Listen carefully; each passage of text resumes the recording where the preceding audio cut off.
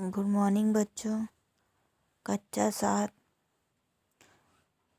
सामाजिक एवं राजनीतिक जीवन 2 अध्याय 10 समानता के लिए संघर्ष के बारे में पढ़ेंगे। हमारे संविधान में सभी लोगों को समान अधिकार प्राप्त है, फिर भी आज समानता के लिए संघर्ष चल रहा है। जैसे कि पिछले अध्याय में हमने स्वप्ना के बारे में पढ़ा कि रुई का उसका उचित मूल्य भी नहीं मिलता है, जैसे कि चित्र में भी दिखाया गया है। क्या है, लोग तो काम कर रहे हैं, मतलब उनका समान रूप से अधिकार नहीं मिलता है। जिनके पास पैसे ज़्यादा हैं उन्हीं को सबसे ज़्यादा सम्मान मिलता है। भारत का संविधान हर भारतीय नागरिकों को समान दृष्टि से देखता है। क्या बच्चों, भारत का संविधान किसी के साथ कोई भेदभाव नहीं करता है। किसी की कोई भी जाति हो, जाति, धर्म, लिंग, अमीर या गरीब होने के आधार पर कोई भेदभाव नहीं किया जाता है किसी के साथ। सभी नागरिकों को चुनाव के दौरान समान रूप से मतदान करने का अधिकार है। किसी भी जाति का हो, उसे क्या है बच्चों, वोट डालने का अधिकार है। मत अधिकार की ताकत के जरिए ही जनता अपने प्रतिनिधित्व को चुनती या बदलती है। क्या बच्चों है, सरकार को वही बनाती है या बदल भी देती है। जनता में इतनी ताकत होती है। मत अधिकार से हमारे भीतर समानता का भाव विकसित होता है, क्योंकि हमारे भी वोट की कीमत उतनी है जितनी किसी भी और व्यक्ति के वोट की है। लेकिन यह भाव अधिकतर लोगों के जीवन को नहीं छू पाती है। आपने पहले अध्याय में पढ़ा था, सरकारी अस्पतालों की लापरवाही रवैये ने कांता और अमन जैसे अत्यंत गरीब लोगों के लिए अच्छी स्वास्थ्य सुविधाओं को कठिन बना दिया है।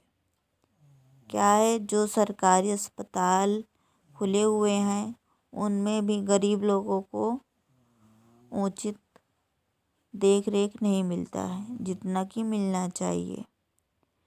महंगी निजी स्वास्थ्य सेवाओं का बोझ नहीं उठा पाते। उनके पास इतना पैसा नहीं है कि वो प्राइवेट हॉस्पिटल में जाएं और अपना इलाज करवा सके।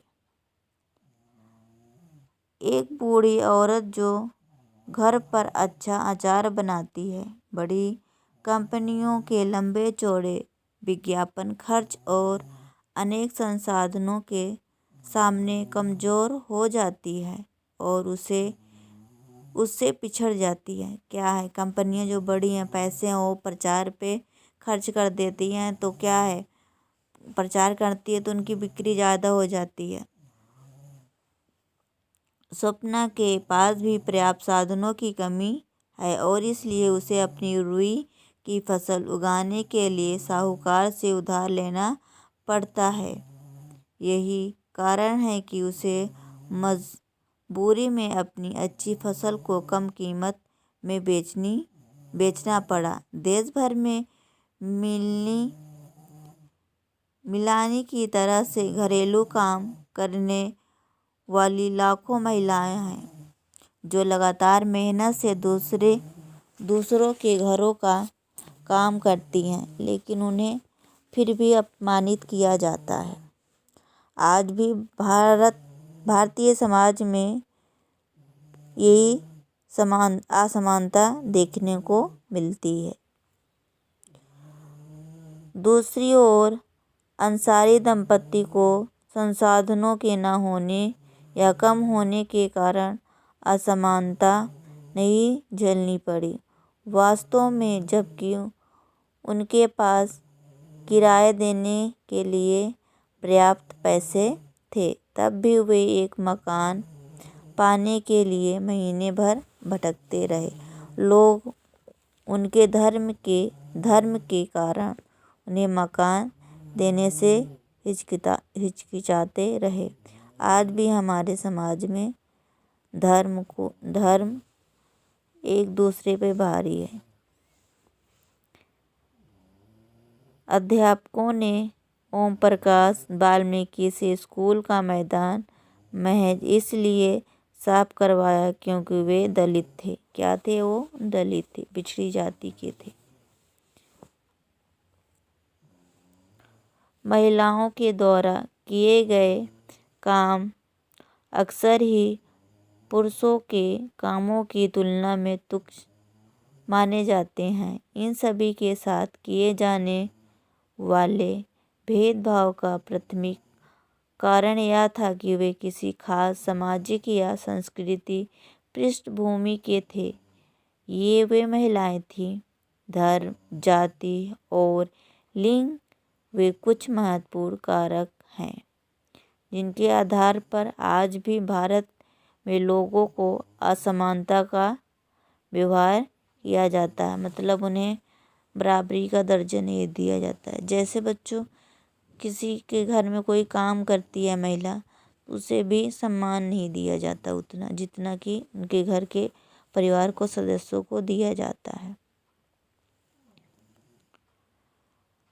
गरीबी, मानवीय गरिमा का अभाव और कुछ विशेष समुदायों के प्रति अपमान जैसे कारक अक्सर ऐसे मिले जुले ढंग से सामने आते हैं कि यह तय करना कठिन हो जाता है कि कहाँ एक तरफ की असमानता खत्म होती है और कहीं दूसरी असमानता शुरू हो जाती है।